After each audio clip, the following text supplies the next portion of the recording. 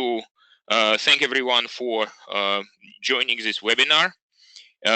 This is our first in the monthly series of webinar, and this webinar will be on social media. It is brought to us by Ed Case, who is one of our most experienced consultants and who works with Foresight for many years. And as you know, this is only part of this multifaceted NOAA commercialization assistance program. Again, thank you for joining us. So a little bit about Ed, a little bit of introduction. Throughout his career, and for more than 20 years, Ed has been focused on strategic marketing and business development, helping companies understand market conditions and implement go-to-market strategies.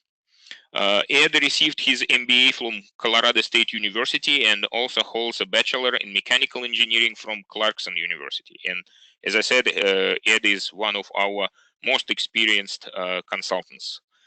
He, I would say, spent a lot of years with Foresight. Before we get started, I would like to point out that your microphones should be muted throughout the duration of the webinar.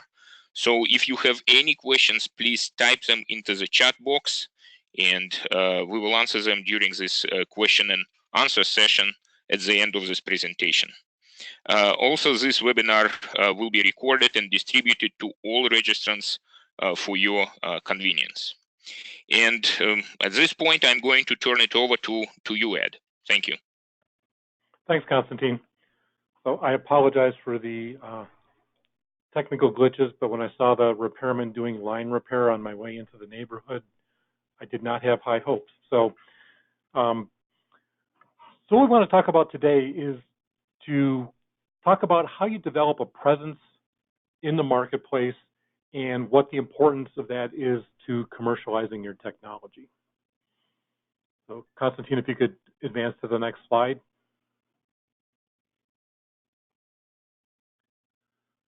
So what we really want to talk about is, first, what opportunities might exist.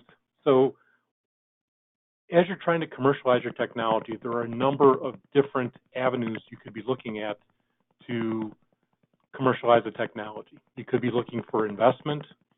You might be trying to find a partner that you're going to license with. You may want to outright sell your technology.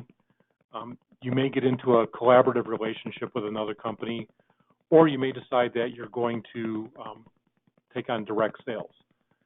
And as you look at all of those opportunities, as you're interacting with people, they're going to look and make sure that you really exist in the commercial world. So you could go to the next slide. So what people are doing is, they're going to look up your company's website. They're going to look for a LinkedIn page. They're just going to look for some evidence that you're a commercial concern, that you're not still, maybe in some cases with SBIR people, they're associated with universities and their only credentials out in the world are, their CV on the academic site, or maybe you're working at another company and starting this one. So they're looking for a serious commitment to being a commercial company. And what that kind of ties into is being able to present what it is you bring as far as your distinct competencies. And we'll talk about how that comes across in your LinkedIn profile. You can go to the next slide. So as you're preparing things, kind of the early must-haves, as I said, you're going to look for a company website. So even if you have a fairly simple site and, do something with WordPress, just to get something up there that talks about your company and your core competencies. And then another place they may look is LinkedIn. LinkedIn is really geared as a networking site for professionals.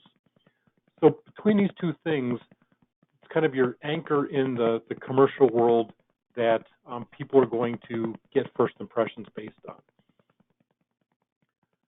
You can go to the next slide, please.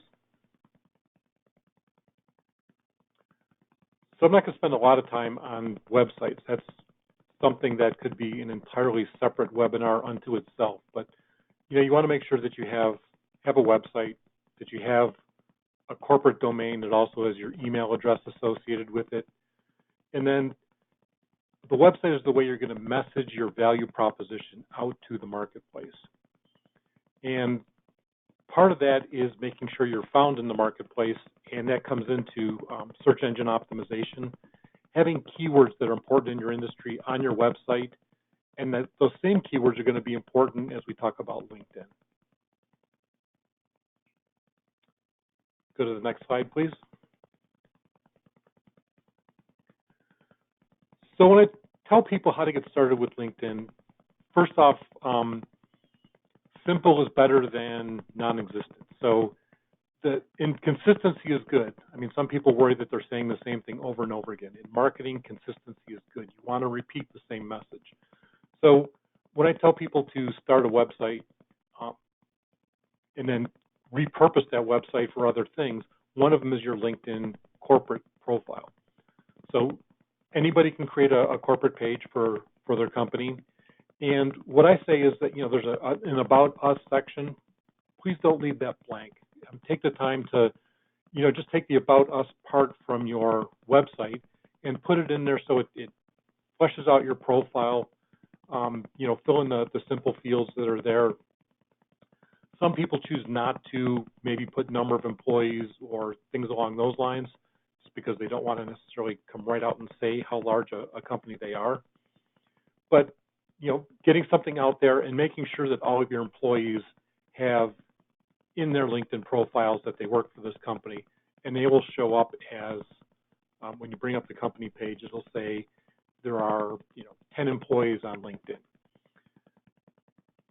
So that's the first part of it. But the next part is you need to get people to follow your company. So go through your LinkedIn network or go through your colleagues and send them emails and just ask them to look at your LinkedIn corporate page and ask them to follow you. So this is how you're going to start to build the traction or word of mouth out there that allows people to know your presence is there and be able to identify with you as a going corporate concern.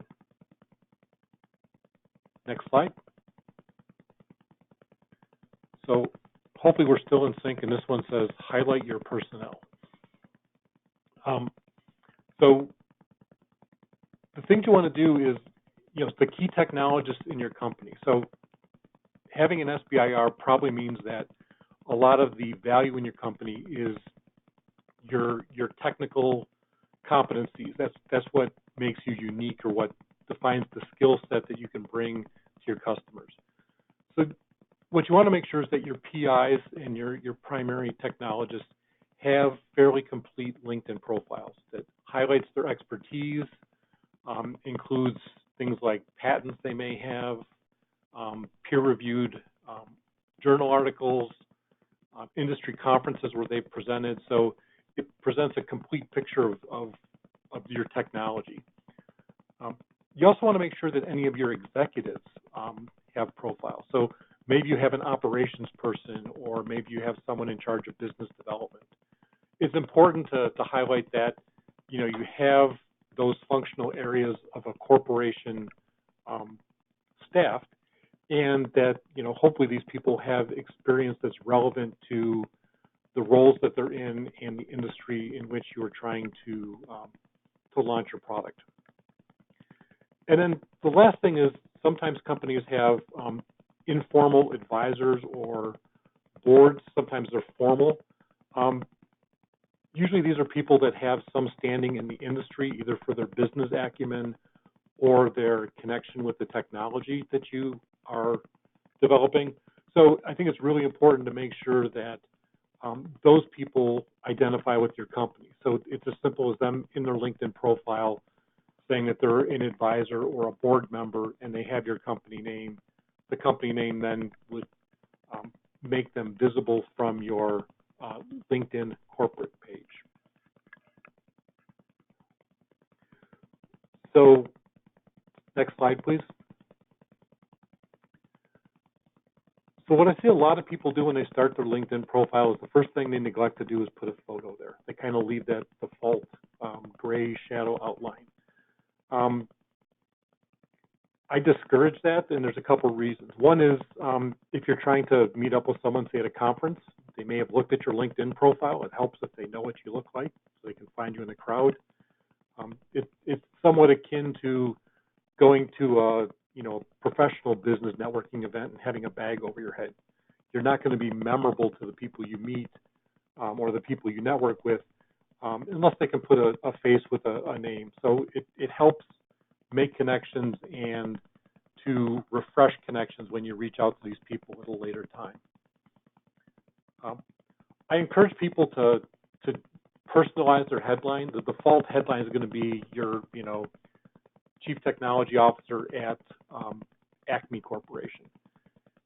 That could be fine, but if you say something about, that you're an expert in microbiology or, RNA sequencing or something like that, that gives you a more definitive standing in the community. It tells more about what you're good at as opposed to what job you currently have. So, and then there's room for a summary. And the summary is really the place where you can stress your expertise and your interests.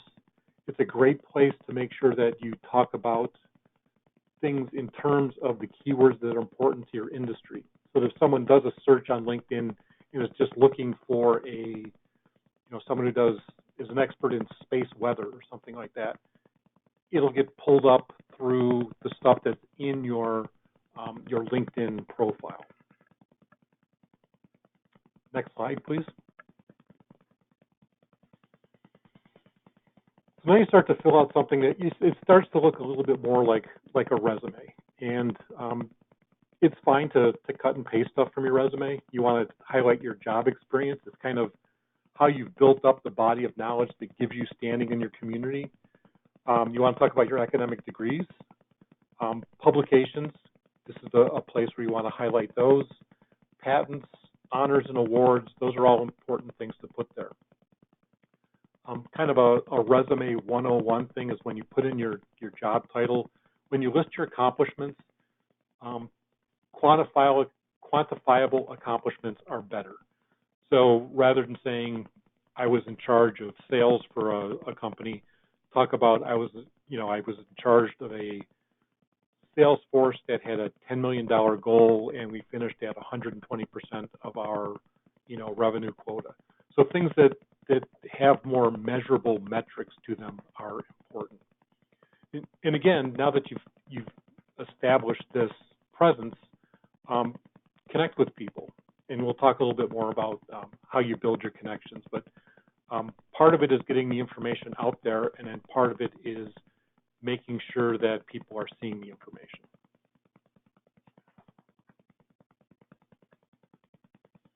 Next slide. So the purpose of LinkedIn is professional networking. It's best to be proactive. So if you've got colleagues, at your current company, colleagues you've worked with in the past, people from your academic experience, connect with them. There are ways you can do that through LinkedIn. You can look them up. You can make a connection request. Sometimes if people are more distant connections, you may need to send them an email and say, hey, look at my profile and connect.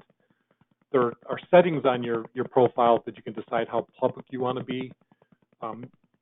My advice is if you're promoting your company, be as public as you can. So leave connections open so that anyone can see your profile, not just someone who's connected to you or someone who's what's called a third level connection, someone who's connected to someone who's connected to you.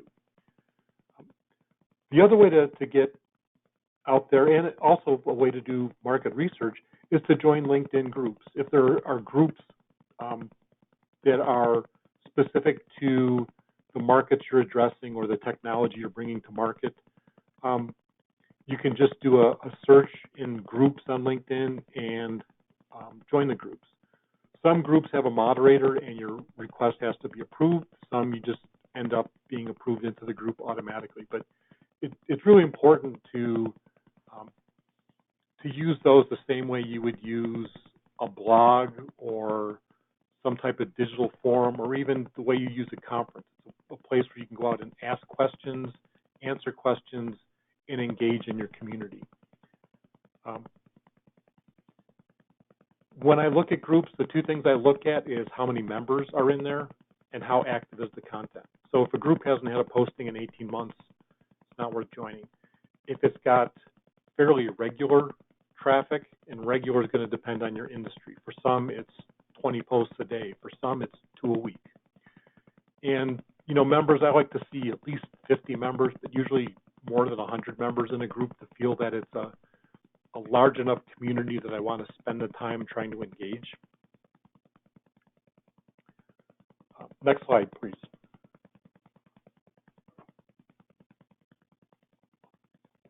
So let's talk about connections.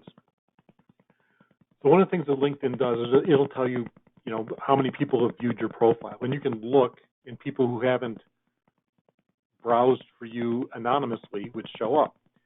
You can go look at their profile. If there's someone that has shown an interest in you and you think that they are a valuable connection for you, either because of the company they're with, accomplishments they have, articles they published, send a connection request.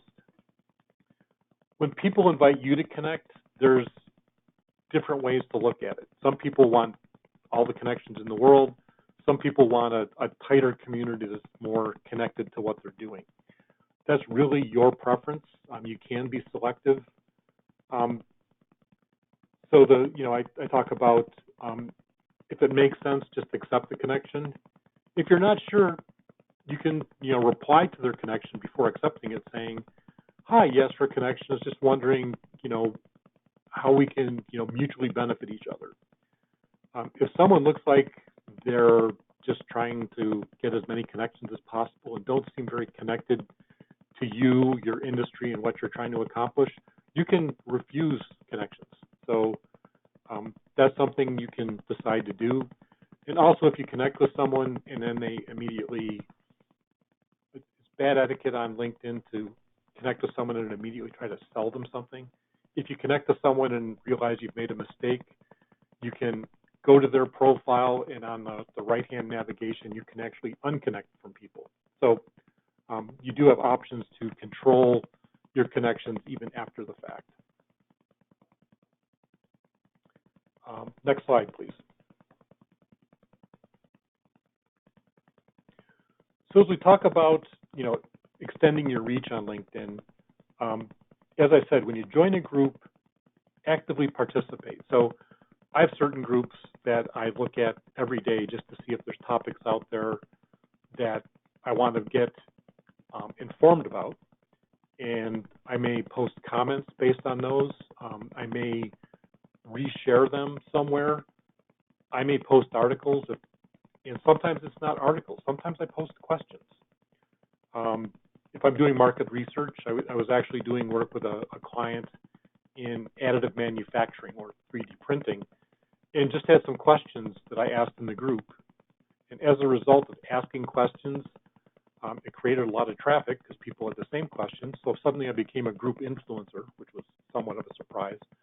But I also had people who responded to my question, but then sent me a message through LinkedIn. It's called InMail, and said, "Hey, I'd like to talk to you further, but not in a public forum. Can we, connect and schedule a phone call?" So it can also be a great way to do market research. The other thing is anybody can create a group. So if the group specific to what you want to talk about doesn't exist, create it. But remembering what I said about groups with very few people and groups with no traffic, then you have to promote the group. So now you have to ask other people that you're connected with, other people in your industry, saying, "Hey, I created this group to discuss the merits of such and such a technology. I'm inviting you to join this group." So you have to, and hopefully once you get to a critical mass, then other members start to invite people, and it takes on a life of its own. The other thing is, as you post things on LinkedIn, there's a flag where you can just post to LinkedIn, but you can also post to Twitter if you happen to have a Twitter account. So sometimes that's a way to increase the reach of your presence on LinkedIn, is by also including announcements on Twitter. Next slide, please. Hopefully this one says more on Twitter and not extend your reach. But so just a little bit more about Twitter. So We're Twitter in is sync, about, Ed. We're in sync. pardon me? We are in sync. Okay, great. So the big question with Twitter is how active is active. So there are some people who post everything, you know, what they had for lunch, how they, you know, what their heart rate was on their workout. That's not professional networking on Twitter, in my opinion, unless you happen to be a dietitian or selling, you know, sports watches or something like that. But so you have to decide for your community, how active is active. Is it posting stuff once a week, once a month? Finding out who follows you and who you follow kind of dial you into what your interests are and why people may want to interact with you. So, and if you don't want to deal with Twitter, don't. It's not a LinkedIn, I think, is a requirement. Twitter, I think, is really more of a personal preference. So as we talk about some of the other aspects of social media, next slide, please. So Facebook, a lot of people ask me, I deal mainly with business-to-business customers as opposed to business-to-consumer. And when I say business-to-business, that also includes business-to-government. So business-to-consumer, I think it's helpful to have a Facebook presence and to interact with your customers. I think if you decide to have a corporate Facebook page and you're a business-to-business or business-to-government, I look at it more as kind of an events page.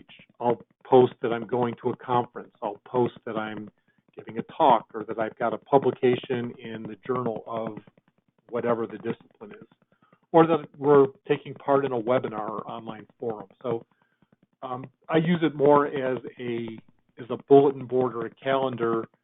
You know, share news about your company, but keep it professional. So that's my comments about Facebook. I personally don't Facebook a lot professionally. I do that more in LinkedIn and to a lesser degree Twitter. Next slide, please.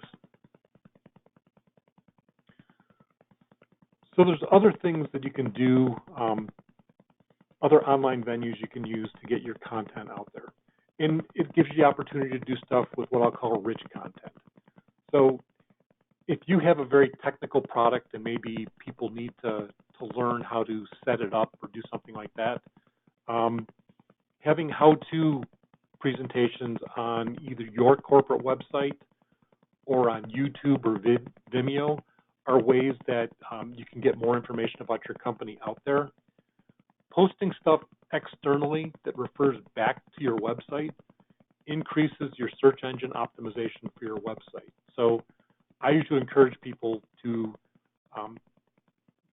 create a LinkedIn channel. Foresight has a LinkedIn channel. Populate that with your videos, refer to them from your website. So that gives you that cross-pollination that improves your search engine optimization. Another place to get stuff out there is SlideShare. SlideShare is actually now owned by LinkedIn, but if you give conference presentations or presentations in general, you don't have to have the voiceover that you would get from a video, but you can share your slides out there. So your content is out there for people that may be interested, and if people recognize your expertise through encountering you on SlideShare, that helps your credibility and the reputation of your company. Next slide, please. So this is a little off the topic of social media per se, but webinars are a great way to get your name out there. And there are basically two kinds of webinars. You can do self-produced webinars and include them on your website or on, as we just talked about, onto YouTube. But sometimes a way, particularly if you're new into an industry, or if you don't have a lot of sales type contacts, you might look at doing an industry-sponsored webinar. These typically cost you money, but may get you to a broader audience. For example, I used to work for a company that had technology that was relevant to members of IEEE, which is the Electrical Engineering Professional Society. So we used to work with IEEE Spectrum to produce a webinar. And that typically resulted in us paying them on the order of $10,000, but they did all the promotion. So they went to their extensive mail list and invited people to attend our webinars. So again, it's kind of off the topic of social media directly, but it is a way to, excuse me, to promote your company and to get access to names and contacts that you may not easily get to some other way. And because these sites typically will keep your videos posted for, usually it's 6 months to a year, again, it can increase the search engine optimization for your company website because now you've got more external content that points back to your corporate site. Next slide, please. So Foresight's role in all of this is Foresight has been involved in technology transfer and technology commercialization for more than 35 years. And we have a large network of consultants that have a lot of different areas of expertise that can help you as you look at parts of your business where maybe you don't have the direct expertise, whether that's business development or tech transfer or out licensing technologies or things like that. So, and we're a global company, so we can provide services to you that may help you through your commercialization process.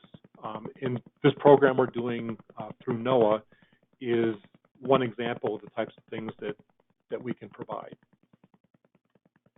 Next slide, please.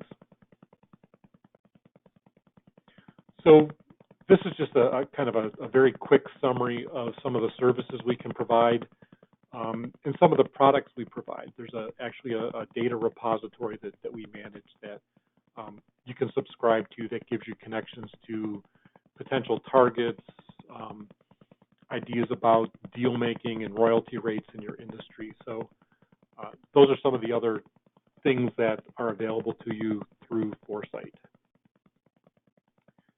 And next and final slide. So at this point, I want to thank you for your time. I also want to thank you for your patience in getting through our, well, not my technical glitches that happened today. And at this point, if there are any questions, I'd be happy to answer them. And Konstantin, I guess you or Kelly will just have to read questions to me. Thank you very much, Ed. Thank you very much for this presentation, and I would like to thank our audience as well. You know, the question I wanted to ask you, Ed, is, you know, like we hear from time to time that, you know, people in my industry don't really use social media. Why should I bother? Why should I do these things? How would you answer this question? So there's a couple answers to that. One is it could be exactly right if you're talking about social media like Facebook or Twitter. It may not be important. One of the things that people sometimes get comfortable with is if they've been in a setting different than corporate. So if someone's coming out of academia or out of a government lab, there may be less emphasis on social media just because a lot of things are more based on the technical interchange. But as you start to shift your focus from just the technical and take a step beyond that to how you commercialize technology, how you bring value to a customer who's going to pay you money, I think social media is a requirement, at least with regards to LinkedIn and probably things like YouTube, that it's a way to not just promote, but even just to inform.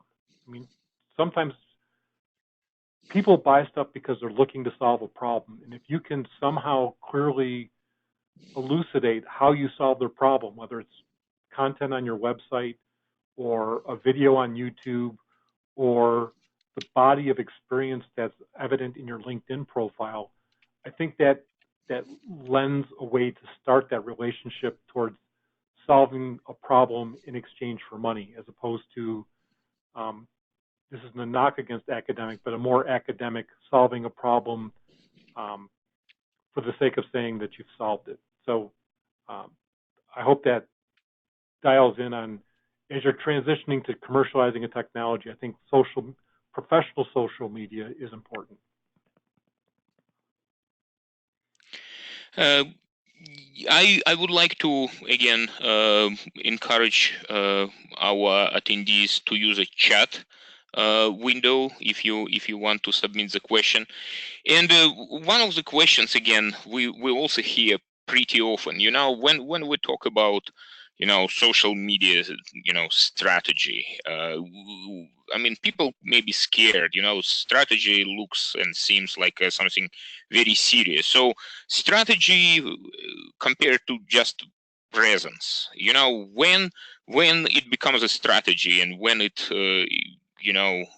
only a presence, what factors contribute to the decision, whether it should be a more strategic, more meticulous approach, or whether it should be just now and then? Good question. So I'll say first that strategy starts with presence. So you gotta play to be part of it. And I think we talked about some of the things in a tactical standpoint, but your strategy is you solve a problem that exists out in the marketplace, and you need to make decisions about what terms do people use to talk about that problem, and you want to make sure those are keywords in your profile. You want to strategically think about who's my audience, where do I find these people, what conferences, what technical forums, what journals do they read, and those are things that you want to pay attention to. And tactically, you may want to decide that if it's stuff from NASA Tech Briefs or IEEE Spectrum, that if you see an online article, you might repost it in your profile with a short comment that says, I thought this was interesting. I like their approach to solving XYZ problem. So going from presence to strategy is really a matter of determining what problem you solve, who has that problem, how are you differentiated from other people who solve that problem, and what is the value proposition you present to the customer.